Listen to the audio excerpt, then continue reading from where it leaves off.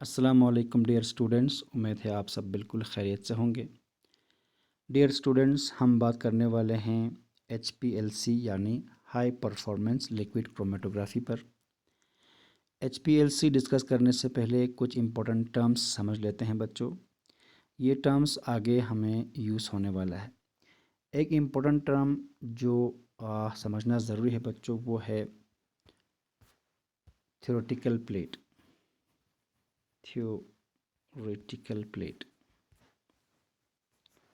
Theoretical plate क्या होता है ये थ्योरेटिकल प्लेट? पहले ये समझ लेते हैं बच्चों। कोई भी कॉलम क्रोमेटोग्राफी हो, उसमें एक कॉलम लगता है, आपको पता है।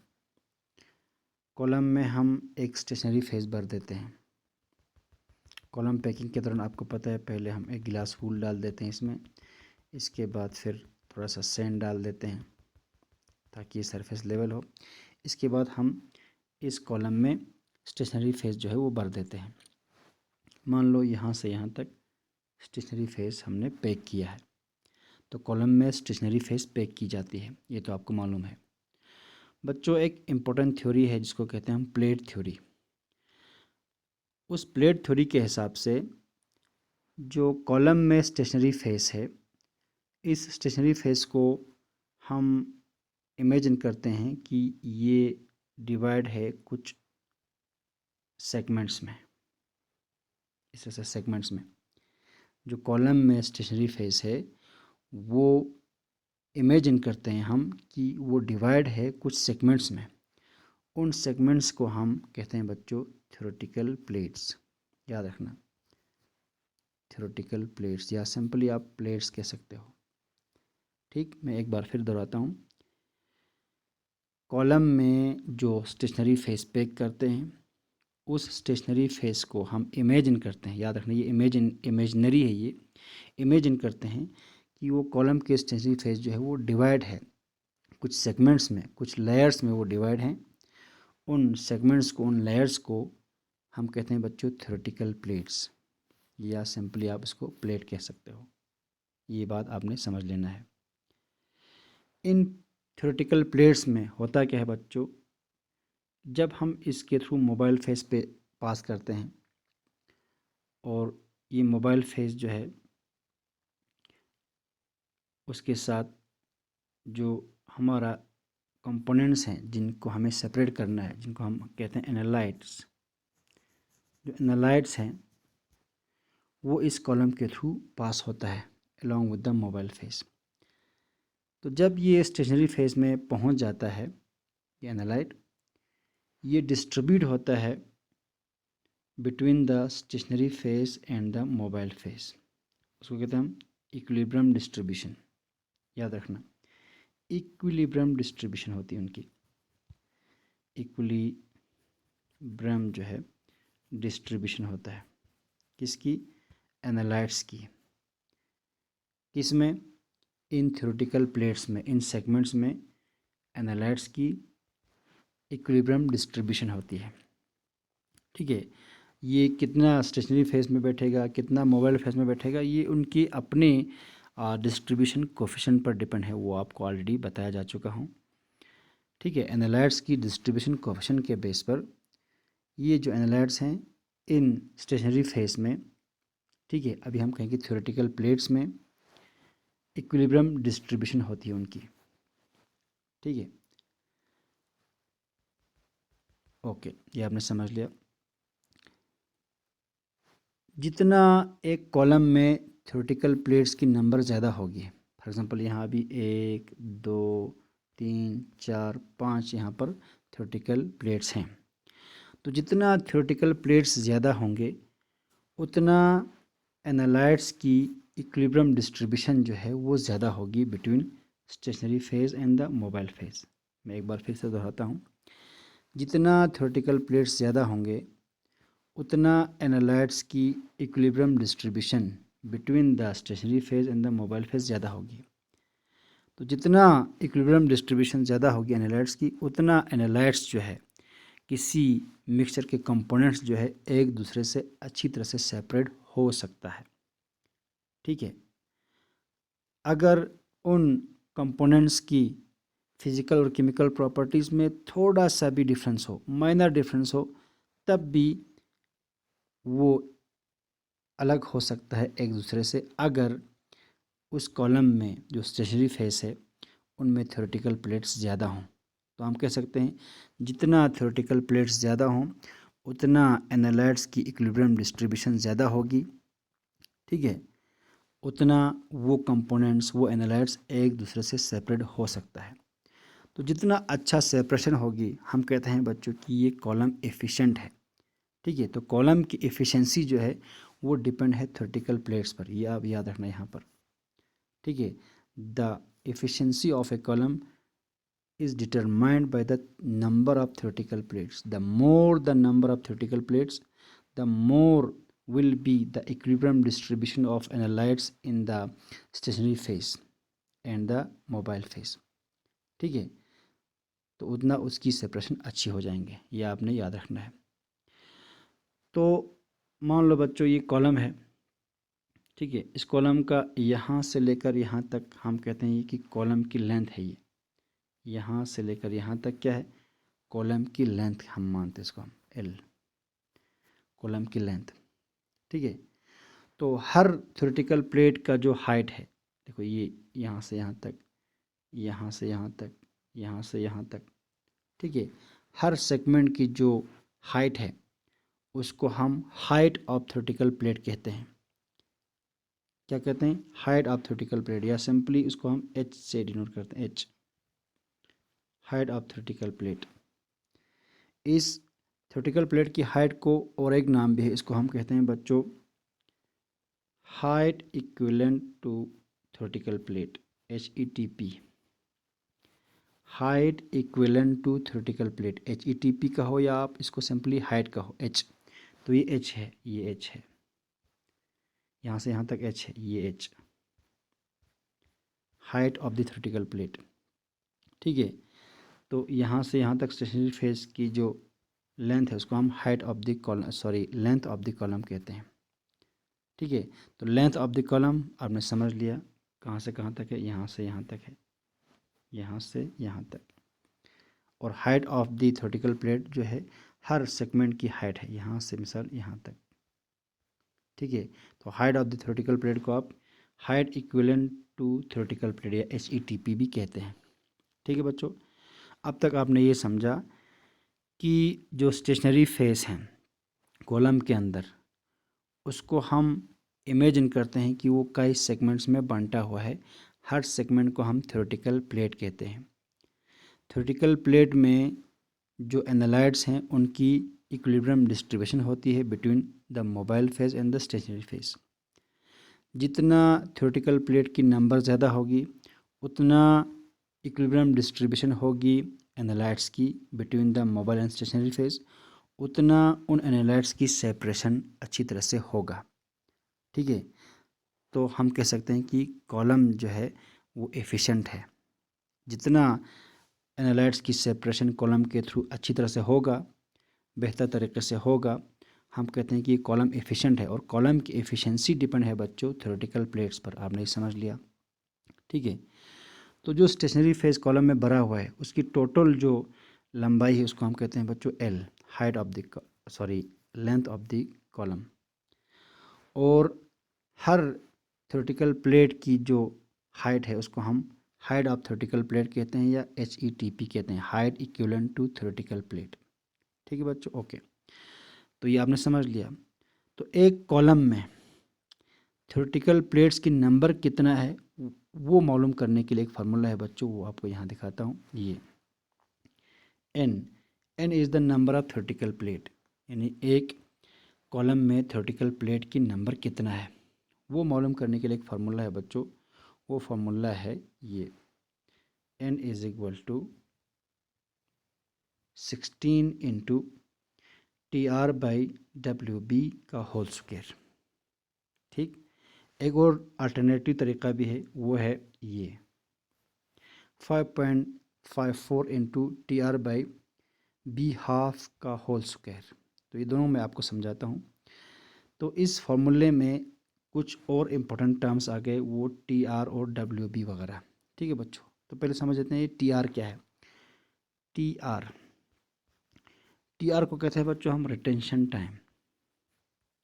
ठीक तरह से समझ लेना, रिटेंशन टाइम कहते हैं TR को हम। तो रिटेंशन टाइम होता क्या है, देखो बच्चों, अभी हमने जो कॉलम बनाया था यहाँ पर आपको कॉलम है, ठीक है, इसमें ये स्टेशनरी फेस है। इस स्टेशनरी फेस में पहले हम सैंपल को लोड करते हैं, आपको पता है ये सैंपल है, या हम कहते हैं कि एनालाइड है।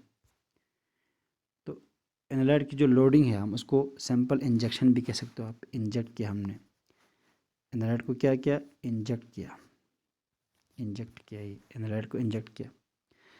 तो एनालाइड को इंजेक्ट या सैंपल को या एनालाइड को लोड करने के बाद ये मोबाइल फेस के थ्रू ये एनालाइड पास होगी थ्रू द स्टेशनरी फेस, पास होकर यहाँ से आते आते आते कुछ टाइम के बाद ये यहाँ से इलूड होगा, कॉलम से बाहर निकलेंगे। जब कॉलम से बाहर निकलेंगे तो वो डिटेक्टर के थ्रू डिटेक्ट होगा, वो मॉलिक्यूल डिटेक्टर के थ्रू क्या होगा, डिटेक्ट होगा, डिटेक्टर के थ्रू डिटेक्ट होगा, डिटेक्ट। ठीक, तो किसी भी एनालाइड का, याद रखना, किसी भी एनालाइड का कॉलम में इंजेक्शन से लेकर डिटेक्शन तक की जो टाइम है, किसी भी एनालाइड का जब वो कॉलम के थ्रू पास होता है, ठीक है, तो उसकी लोडिंग से या इंजेक्शन से लेकर डिटेक्टर के थ्रू डिटेक्शन तक के जो टाइम है उसको हम रिटेंशन टाइम कहते हैं। ठीक है, अगर वो कॉलम में ज़्यादा देर तक रहेगा तो उसकी रिटेंशन टाइम ज़्यादा होगी। कॉलम में कम टाइम के लिए रहेगा, कम इंटरेक्शन करेंगे कॉलम के स्टेशनरी फेस के थ्रू, ठीक है, तो वो जल्दी निकलेगा। ठीक है, तो जल्दी निकलेगा या देर से निकलेगा वो कई फैक्टर पर डिपेंड करता है, लेकिन किसी भी एनालाइड की इंजेक्शन से लेकर डिटेक्शन तक की जो टाइम है उसको हम रिटेंशन टाइम कहते हैं। ठीक है बच्चों, याद रखना। तो ये TR is the retention time. For example यहाँ देखो आप, जब भी कोई एनालाइड कॉलम के थ्रू पास होकर जब वो डिटेक्ट होती है डिटेक्टर के थ्रू, तो उस डिटेक्शन से एक सिग्नल प्रोड्यूस होती है जो हमको सिस्टम पर नज़र आते हैं in the form of graph. तो ये ग्राफ आपको यहाँ नज़र आ रहा है। तो ग्राफ के ज़रिए मैं समझाता हूँ बच्चों। मान लो ये जो ग्राफ के एक्स एक्सिस में है टाइम, यहाँ पर टाइम है, तो यहाँ पर इस सबस्टेंस की, इन एनालाइड्स की कॉन्सेंट्रेशन है, ठीक है, कि उसकी अमाउंट है, यहाँ पर दिखाया गया in the form of absorbance, या किसी और तरीके से दिखा सकते हैं। तो फॉर एग्ज़ाम्पल देखना बच्चों, यहाँ पर ये टाइम है, तो यहाँ पर देखो ये टाइम है इंजेक्शन का।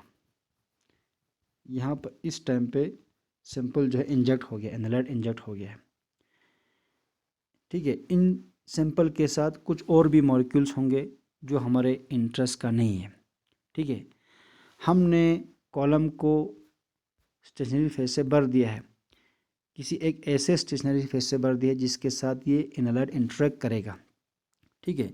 तो कुछ और मॉलिक्यूल्स होंगे जो कॉलम के साथ इंटरेक्ट नहीं करेंगे, ठीक है, तो वो कॉलम में नहीं ठहरेंगे, वो जल्दी बाहर निकलेगा। तो देखो बच्चों, यहाँ पर जो यहाँ लाइन बना है, ये लाइन, इसके बाद एक छोटा सा हल्का सा पीक यहाँ बना है, ठीक है।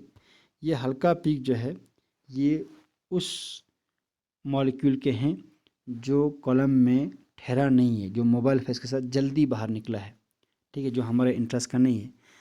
तो जब बाहर निकला तो डिटेक्टर के ज़रिए वो डिटेक्ट हो गया, तो एक हल्का सा पीक यहाँ दिखा रहा है, हल्का सा यहाँ पर पीक दिखा रहा है ये, ठीक है बच्चों, ओके।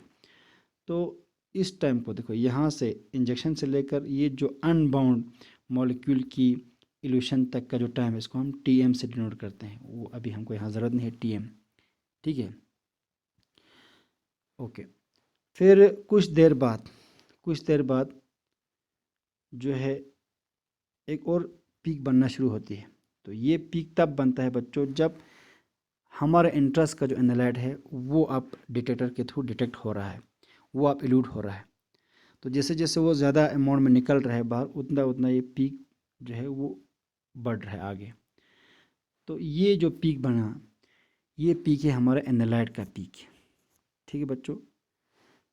तो इस टाइम पे ये जो टाइम है यहाँ तक, ये टाइम है हमारी एनालाइट की डिटेक्शन का टाइम, ये डिटेक्ट हो रहा है। तो इसके इंजेक्शन से लेकर डिटेक्शन तक की जो टाइम है यहाँ से यहाँ तक, उसको कहते हैं बच्चों हम retention time of the analyte, T R यहाँ लिखा हुआ है, टी आर। ठीक है, टी आर है ये, समझ गया। तो टी आर क्या है? T R is the retention time. Retention time क्या होती है? किसी भी एनालाइट का इंजेक्शन से लेकर डिटेक्शन तक की टाइम को। ओके, ये आपने समझ लिया सारा चीज़। और एक इम्पॉर्टेंट चीज़ यहाँ पर समझना ये है बच्चों, वो है ये डब्ल्यू बी क्या है। तो जब एनालाइट डिटेक्ट हो गया तो उस वक्त एक बड़ा सा पीक बनेगा। तो उस पीक के बेस पर, देखो ये पीक है बच्चों, ये पीक है, ये पीक, इस पीक के बेस पर जो विड्थ बनता है, बेस की, पीक के बेस की जो विड्थ है, यहाँ से यहाँ तक की जो डिस्टेंस है डब्ल्यू, इसको हम डब्ल्यू बी कहते हैं। ठीक है, पीक की बेस की विड्थ, इसको हम डब्ल्यू बी से डिनोट करते हैं। ठीक है, तो अगर हमको मालूम हो रिटेंशन टाइम किसी एनालाइट का, और उस एनालाइट की डिटेक्शन के दौरान जो पीक बनी, उस पीक के बेस का जो विड्थ है वो भी हमको पता चला, तो हम उसका स्क्वायर करेंगे और उसको 16 से मल्टीप्लाई करेंगे, तो हमको पता चल जाएगा कि उस वक़्त उस कॉलम में जिसके स्टेशनरी फेज के थ्रू ये एनालाइट पास हो रहा है, उसमें नंबर ऑफ प्लेट्स कितने हैं। तो number of plates in a column is determined by this formula. ठीक है, 16 into T R by W B का whole square. T R is the retention time of the analyte, W B is the width of the base of the peak, ठीक है, of that analyte. समझ गया बच्चों। इसका एक alternative तरीका भी है, किसको, नंबर ऑफ प्लेट्स को पता करने का एक अल्टरनेटिव तरीका भी है, वो ये है बच्चों, फार्मूला 5.54 इंटू टी आर, तो रिटेंशन टाइम आपको पता है, बटा बेस हाफ, 0.5 मीन्स हाफ का होल स्क्वायर। तो यहाँ 5.4 एक नंबर है 16 की तरह, इस बार 16 यूज़ नहीं करना है, 5.54 यूज़ करेंगे आप। टी आर तो आपको पता है, लेकिन बी हाफ क्या है? देखो बच्चों, ये जो एनालाइट की पीक का हाइट जो है, ये एनालाइट की पीक है, उसका हाइट है यहाँ से यहाँ तक, उसके हाफ पे देखो, हाफ पे जो हाफ पे जो पीक की विड्थ है, एनालाइट की जो पीक है, उस पीक के हाफ हाइट पे, ये यहाँ तक, यहाँ तक, यहाँ से यहाँ तक इसका फुल हाइट है, इस हाफ हाइट पे जो पीक की विड्थ है, ये जो यहाँ लिखा है ये बी है ना, बी 0.5 है, ये बी 0.5 हो गया बी हाफ, यानी width of the peak at half height, उसको कहते हैं बच्चों बी 0.5। तो अगर आप ये आप यूज़ करोगे, उस वक़्त आप यहाँ पर नंबर जो है 5.54 लगाएंगे 16 के बजाय। ठीक है, तो ये दो तरीका है number of theoretical plate column में कितना है वो मालूम करने के लिए, या ये दोनों फार्मूला आप याद रखना। ठीक है, तो किसी भी कॉलम में जो नंबर ऑफ थ्योरेटिकल प्लेट है वो मालूम करने का ये दोनों फार्मूला है, ये और ये। ठीक है बच्चों, ओके। आपको मैंने पहले बताया कि जो थ्योरेटिकल प्लेट्स हैं, देखो यहाँ ये थ्योरेटिकल प्लेट्स, ठीक है, हर प्लेट की जो हाइट है उसको हम एच कहते हैं बच्चों, ये यहाँ से यहाँ तक एच से डिनोट करते हैं, इसी को हम height equivalent to theoretical plate HETP भी कहते हैं। ठीक है बच्चों, तो ये हाइट ऑफ थ्योरेटिकल प्लेट है, उसका नंबर ऑफ थ्योरेटिकल प्लेट के साथ इन्वर्स रिलेशन है, यहाँ आप देख रहे हो ये ठीक है, H is equal to 1/n है। ठीक है, इनका इन्वर्स रिलेशन है, ये आपको समझना है। Height of the theoretical plate का n के साथ इन्वर्स रिलेशन है, ये L है। L क्या है? L is the height of the column या लेंथ ऑफ द कॉलम। ठीक है, length of the column. N is the number of theoretical plate. H is the height of the theoretical plate, height of the segment. ठीक है, imaginary segment. तो इस H का N के साथ inverse relation है, याद रखना बच्चों। इसका मतलब ये है कि जितना नंबर ऑफ थ्योरेटिकल प्लेट ज़्यादा होंगे, ठीक है, उतना उन प्लेट्स की हाइट जो है वो कम होंगे, ठीक है। तो अभी अभी आपने ये समझा था कि एक एफिशिएंट कॉलम में नंबर ऑफ थ्योरेटिकल प्लेट कितना होना चाहिए, ज़्यादा होना चाहिए, कम होना चाहिए, ज़्यादा होना चाहिए। Number of theoretical plates should be, number of plates जो है should be more. The more the number of theoretical plates, the more the equilibrium distribution of the analytes in the stationary phase and mobile phase, and more separation of the analyte will be there। लेकिन जब number of theoretical plates कम होंगे तो distribution of the analyte जो है वो कम होंगे और उनकी सेपरेशन भी वो कमज़ोर हो जाएंगे। तो एफिशिएंट कॉलम में नंबर ऑफ थ्योरेटिकल प्लेट क्या होना चाहिए, ज़्यादा होना चाहिए। लेकिन अभी आपने देखा कि एन का एच के साथ इन्वर्स रिलेशन है। तो अगर height of the theoretical plate जो है वो ज़्यादा हो तो उस वक़्त नंबर ऑफ थ्योरेटिकल प्लेट कम होंगे। तो इसका मतलब हो गया जितना हाइट ज़्यादा होंगे, ठीक है, उतना कॉलम की एफिशिएंसी कम होगी। तो एफिशिएंट कॉलम में हाइट ऑफ थ्योरेटिकल प्लेट क्या होना चाहिए, वो कम होनी चाहिए। ये याद रखना बच्चों, यहाँ ये दोनों एरो याद रखना।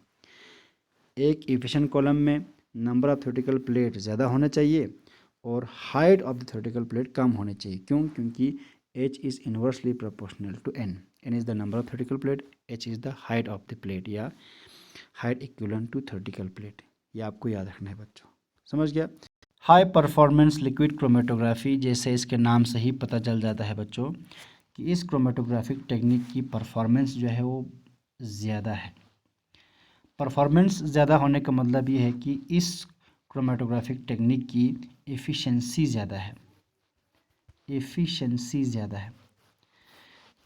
ज़्यादा होने का सीधा सीधा मतलब ये है बच्चों कि इस टेक्निक के ज़रिए, जिसकी एफिशिएंसी ज़्यादा है, हम किसी मिक्सचर के कंपोनेंट्स की सेपरेशन जो है बहुत अच्छी तरह से कर सकते हैं, ठीक है। एनालाइट्स की सेपरेशन बहुत अच्छी तरह से कर सकते हैं।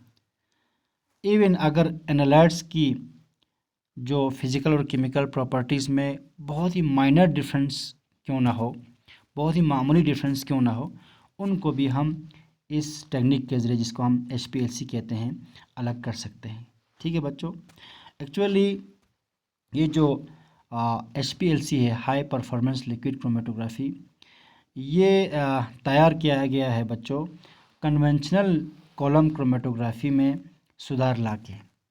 यानी कन्वेंशनल कॉलम क्रोमेटोग्राफी टेक्निक्स जिसमें हम कुछ पढ़े हैं, जैसे जेल एक्सक्लूजन क्रोमेटोग्राफी है, ठीक है, या आयन एक्सचेंज क्रोमेटोग्राफी है, एफिनिटी क्रोमेटोग्राफी है। इन कन्वेंशनल कॉलम क्रोमेटोग्राफी में कुछ खामियां हैं, कुछ लिमिटेशंस हैं। उन लिमिटेशंस को दूर करके, ठीक है, उन लिमिटेशंस को दूर करके उनमें इम्प्रूवमेंट लाकर जो है HPLC जो है वो तैयार किया गया है। उसी को हम कहते हैं बच्चों ऑप्टिमाइजेशन। यानी कन्वेंशनल कॉलम क्रोमेटोग्राफी में इम्प्रूवमेंट ला के ऑप्टिमाइजेशन करके तैयार किया गया है एक ऐसा कॉलम क्रोमेटोग्राफिक टेक्निक जिसकी परफॉर्मेंस ज़्यादा हो, जिसकी एफिशिएंसी ज़्यादा हो, ठीक है। तो इसीलिए हम कह सकते हैं कि ये जो HPLC है, हाई परफॉर्मेंस लिक्विड क्रोमेटोग्राफी, ये इज़ ए प्रोडक्ट, ये नतीजा है उन साइंटिफिक एफर्ट्स का जो किया गया for optimisation of the conventional column chromatography. Conventional column chromatography में ऑप्टिमाइजेशन करके इम्प्रूवमेंट लाके HPLC बनाया गया है। इसका मतलब HPLC में कुछ इंपॉर्टेंट कैरेक्टरिस्टिक फीचर्स होनी चाहिए जो कन्वेंशनल कॉलम क्रोमेटोग्राफी में नहीं है, ठीक है, तभी इसका नाम हाई परफॉर्मेंस लिक्विड क्रोमेटोग्राफी हो गया, इसकी एफिशिएंसी ज़्यादा है। अब हम देखेंगे बच्चों कि HPLC में वो कौन से खसूसियत हैं जिसकी वजह से इसकी परफॉर्मेंस ज़्यादा हो जाती है, इसकी एफिशिएंसी ज़्यादा हो जाती है। एक इम्पॉर्टेंट कैरेक्टरिस्टिक फीचर वो ये है कि यहाँ पर हम एक्सट्रीमली हाई प्रेशर इस्तेमाल करते हैं। तकरीबन 8000 psi तक हम प्रेशर इस्तेमाल करते हैं। ठीक है, तो हाई प्रेशर इस्तेमाल करने की वजह से इस टेक्निक को कभी कभार हाई प्रेशर लिक्विड क्रोमेटोग्राफी भी कहा जाता है।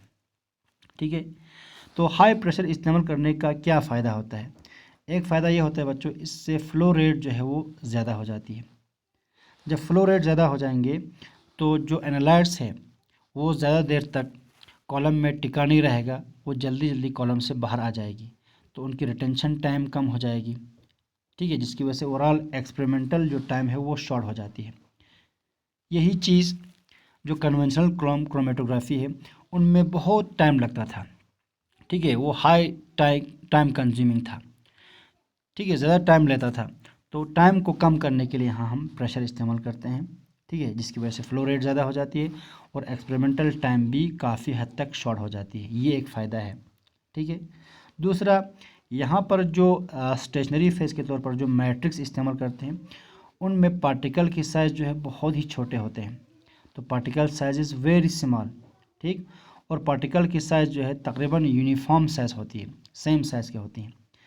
तो वेरी स्मॉल साइज़ होने की वजह से इन पार्टिकल्स पर प्रेशर का जो असर है वो नहीं पड़ता। कन्वेंशनल क्रोमेटोग्राफी में क्या होता है, वहाँ पार्टिकल की साइज़ बड़ी होती है, वहाँ पर अगर हम प्रेशर इस्तेमाल करेंगे तो उस प्रेशर की वजह से वो पार्टिकल्स डिस्टर्ब होती है, जिसकी वजह से प्लेट नंबर कम हो जाती है, रेजोल्यूशन कम हो जाती है। ठीक है, ठीक है, तो ओवरऑल परफॉर्मेंस जो है वो बिगड़ जाती है। लेकिन यहाँ पर ऐसा नहीं होता। यहाँ पर मैट्रिक्स में जो पार्टिकल की साइज़ है वो छोटी होती है और यूनिफॉर्म साइज़ की होती हैं। तो यूनिफॉर्म साइज़ के और छोटे साइज़ के होने की वजह से इन पर प्रेशर का असर जो है वो कम पड़ता है। यानी प्रेशर का असर कम होता है, मतलब प्रेशर की वजह से, हाई प्रेशर की वजह से ये डिस्टर्ब नहीं होता। ठीक है, ये स्टेबल रहता है। ओके बच्चों, तो पार्टिकल साइज़ छोटा होने की वजह से एक और फ़ायदा ये होता है कि यहाँ पर प्लेट नंबर जो है वो इंक्रीज़ हो जाती है। ठीक है, जब प्लेट नंबर इंक्रीज़ होता है, आपको मालूम है पहले से कि जितना प्लेट नंबर ज़्यादा होता है उतना कॉलम की एफिशिएंसी बढ़ती है, उतना कॉलम के जो मैट्रिक्स है, स्टेशनरी फेज और मोबाइल फेज, ठीक है, उनमें मॉलिक्यूल्स की, एनालाइट की इक्विलिब्रियम डिस्ट्रीब्यूशन ज़्यादा हो जाती है, ज़्यादा अच्छी तरह से वो सेपरेट हो सकते हैं। तो यहाँ प्लेट नंबर ज़्यादा बढ़ जाती है, जिसकी वजह से एफिशिएंसी भी इंक्रीज़ होती है। ठीक है, तो प्लेट नंबर ज़्यादा बढ़ने से एफिशिएंसी भी इंक्रीज़ होती है। ठीक है बच्चों, प्लेट हाइट कम हो जाती है, प्लेट नंबर बढ़ता है HPLC में, तभी एफिशिएंसी जो वो इंक्रीज़ होती है। अब ज़्यादा प्रेशर पड़ने से और पार्टिकल के साइज छोटा होने की वजह से एक और फ़ायदा होता है यहाँ पर कि यहाँ पर एनालाइट्स की लेटरल डिफ्यूजन नहीं होता। ठीक है, यही खामी जो है वो कन्वेंशनल कॉलम क्रोमेटोग्राफी में, जिसको हम लो प्रेशर क्रोमेटोग्राफी भी कहते हैं, उनमें एक खामी ये था कि उनमें लेटरल डिफ्यूजन होता था। लेटरल डिफ्यूजन होने की वजह से, यानी मॉलिक्यूल्स की इक्विलिब्रियम डिस्ट्रीब्यूशन ना होकर वो डिफ्यूज़ होते थे मैट्रिक्स में, जिसकी वजह से एक प्रॉब्लम ये आ जाता था कि जो पीक बनता था वो ब्रॉड बनते थे, जैसे ब्रॉड पीक। ठीक है, जब हम ग्राफ बनाते हैं तो जब पीक कब बनता है, जब वो मॉलिक्यूल बाहर इल्यूड हो जाएंगे, डिटेक्टर उसको डिटेक्ट करता है तो उस वक्त पीक बनता है। तो जब लेटरल डिफ्यूजन होता है एनालाइट्स की कॉलम में, तब उस वक्त जो पीक बनता है वो ब्रॉड पीक बनता है, ब्रॉड पीक। ठीक है, ये जो पीक की विड्थ है वो ब्रॉड हो जाती है। तो पीक ब्रॉड होना का मतलब ये है बच्चों कि उस वक्त रेजोल्यूशन जो है वो सही नहीं होता, एनालाइट जो है सही तरह से सेपरेट नहीं होता। जितना पीक शार्प बनेगी, शार्प पीक बनेगा, नैरो पीक बनेगा, ठीक है, ये शार्प पीक साइन होती है, अलामत होती है सही रेजोल्यूशन की और सही सेपरेशन की, एफिशिएंसी का ये साइन होती है, अलामत होती है। जितना कॉलम की एफिशिएंसी ज़्यादा हो उतना पीक की जो साइज़ है वो नैरो होती है। ठीक है, शार्प पीक होती है। ब्रॉड पीक का मतलब रेजोल्यूशन सही नहीं है। तो यहाँ पर लेटरल डिफ्यूजन नहीं होता। क्यों? क्योंकि लेटरल डिफ्यूजन होने नहीं देता दो चीज़, एक इनॉर्मस प्रेशर और एक स्मॉल पार्टिकल साइज। इन दोनों की वजह से लेटरल डिफ्यूजन नहीं होता, जिसकी वजह से पीक जो है वो शार्प बनती है। ठीक है, और रेजोल्यूशन सही तरह से होते हैं। और इसी एफिशिएंसी की वजह से यहाँ पर रेजोल्यूशन जो है फास्ट और स्पीड होती है। तो रेजोल्यूशन होते हैं बच्चों जो दो पीक्स बनते हैं, यहाँ आपको रेजोल्यूशन बताता हूँ मैं। जब मान लो यहाँ दो एनालाइट है ए और बी, ठीक है, इनकी सेपरेशन करनी है। तो जब एक कॉलम से बाहर आएगी, पहले ए आएगा कॉलम से बाहर, फिर थोड़ी देर बाद बी आएगा, ठीक है, तो दो पीक बनता है। तो दो पीक जब बनता है तो पीक में जो ये हॉरिजॉन्टल लाइन, इसको हम बेस लाइन कहते हैं, ठीक है। जब बेस लाइन हॉरिजॉन्टल हो, सीधा हो, उस वक्त मतलब कोई सबस्टेंस की इल्यूशन नहीं होता। जैसे ही एनालाइट की इल्यूशन होती है, बाहर निकलता है, डिटेक्टर उसको डिटेक्ट करता है, तो पीक बनना शुरू हो जाती है। तो यहाँ पीक बन गया। अब ये इल्यूड हो चुका है, इसके बाद और कोई चीज़ इल्यूड नहीं होता है, तो ये बेस लाइन फिर से स्ट्रेट हो जाती है। कुछ देर बाद ये पीक और बनती है, ठीक है बच्चों। तो यहाँ दो पीक के दरमियान जो स्पेस है, जो डिस्टेंस है, ठीक है, या बेस लाइन की जो सेपरेशन, इसको हम बेस लाइन सेपरेशन भी कहते हैं। इसी बेस लाइन सेपरेशन को हम रेजोल्यूशन भी कहते हैं। जितना पीक के दरमियान, ठीक है, डिस्टेंस हो, हम कहते हैं कि ये रेजोल्यूशन सही हो गया है। लेकिन ये पीक के दरमियान जो डिस्टेंस है वो भी बहुत ज़्यादा नहीं होना चाहिए बच्चों। यहाँ आपको दिखाता हूँ, यहाँ देखो, ये जो बेस लाइन यहाँ से यहाँ तक ये सब टाइम है। यहाँ पर देखो, ये हॉरिजॉन्टल या एक्स एक्सिस पे टाइम है, ठीक है। तो मान लो यहाँ पर आपको मैं दिखाता हूँ, ये ग्राफ है, यहाँ टाइम है, ठीक है। तो इस टाइम पे इंजेक्शन किया गया सैंपल की, तो यहाँ बेस लाइन स्ट्रेट है, यहाँ तक कोई इल्यूशन नहीं हुआ है। इसके बाद 4 मिनट पर देखो, 4 मिनट पर ये मॉलिक्यूल ए या एनालाइट ए जो है वो इल्यूड हो गया है, ठीक है, उसका पीक बन गया। फिर इसके बाद इसकी इल्यूशन के बाद फिर बेस लाइन जो है वो स्ट्रेट हो गया। इसके बाद 7 मिनट पर दूसरा मॉलिक्यूल आ गया जो बी है। तो यहाँ पर जो बेस लाइन सेपरेशन जो है वो 2 मिनट्स का हो गया, है ना। 4 5 6 7 अरबन 3 मिनट्स का हो गया, ठीक है, 3 मिनट्स का हो गया। अब दूसरा यहाँ पर देखना आप, दूसरा एक कॉलम है, उसमें एक मॉलिक्यूल 4 मिनट पे इल्यूड होती है, दूसरा 20 मिनट पर इल्यूड होती है। यानी जो मॉलिक्यूल बी है, इसका रिटेंशन टाइम बहुत ज़्यादा है। तो यहाँ पर बहुत देर तक इंतज़ार करना पड़ता है। एक तो यहाँ पर टाइम कंज्यूमिंग है, दूसरा इस बी मॉलिक्यूल को बाहर लाते लाते हमको जो सॉल्वेंट है उसकी जो मोबाइल फेज है उसकी इस्तेमाल भी बहुत ज़्यादा हो जाती है। तो एक किस्म का एक वेस्टेज है, wastage of time and wastage of the mobile phase, दोनों इसमें होती है। तो ये चीज़ हम एक्सेप्ट नहीं करता, ठीक है। कन्वेंशनल क्रोमेटोग्राफी में ये चीज़ थी, ठीक, वहाँ पर एक मॉलिक्यूल की इल्यूशन और दूसरे मॉलिक्यूल की इल्यूशन में काफ़ी टाइम लगता था, ठीक है। लेकिन यहाँ पर हाई परफॉर्मेंस लिक्विड क्रोमेटोग्राफी में रेजोल्यूशन जो है बहुत अच्छा होती है, ठीक है।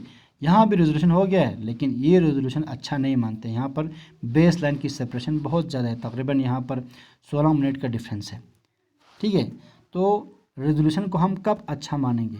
तो बच्चों, जब बेस लाइन की सेपरेशन की जो टाइम है वो लेस देन 2 मिनट्स हो, 2 मिनट से कम बेस लाइन सेपरेशन की टाइम हो, तो उस रेजोल्यूशन को हम बहुत अच्छा रेजोल्यूशन मानते हैं, ठीक है। तो वही आपको यहाँ पर HPLC में देखने को मिलता है, ठीक है बच्चों।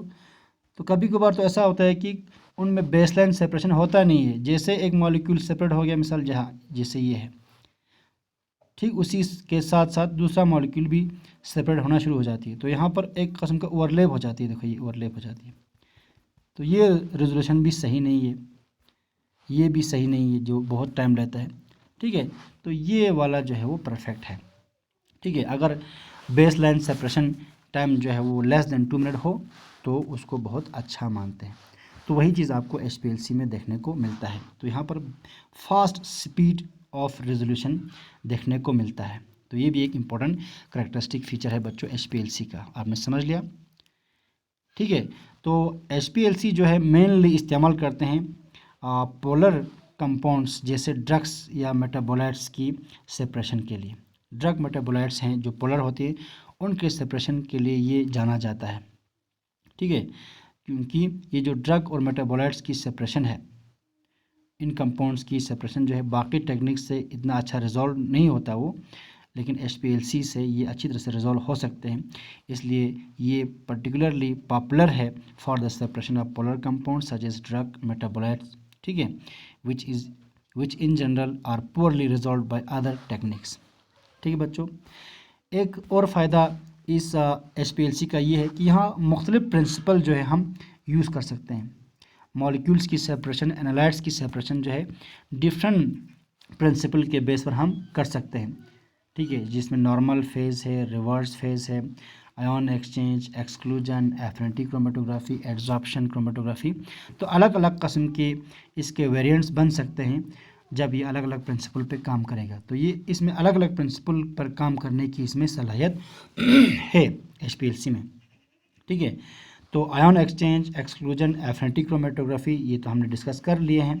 इसमें प्रिंसिपल क्या होता है, नॉर्मल फेज़ और रिवर्स फेज़ को हम आगे इंशाल्लाह डिस्कस करेंगे। तो चूंकि इसमें डिफरेंट प्रिंसिपल पर ये HPLC काम कर सकते हैं, हम कह सकते हैं कि ये वर्सटाइल टेक्निक है। HPLC is a versatile technique, तभी इसकी पॉपुलैरिटी ज़्यादा होगी बाकी कन्वेंशनल क्रोमेटोग्राफिक टेक्निक से, ठीक है। That explain its emergence as the most popular chromatographic technique. जो HPLC है बहुत ही पॉपुलर क्रोमेटोग्राफिक टेक्निक, ये पॉपुलर इसी वजह से हो गया है।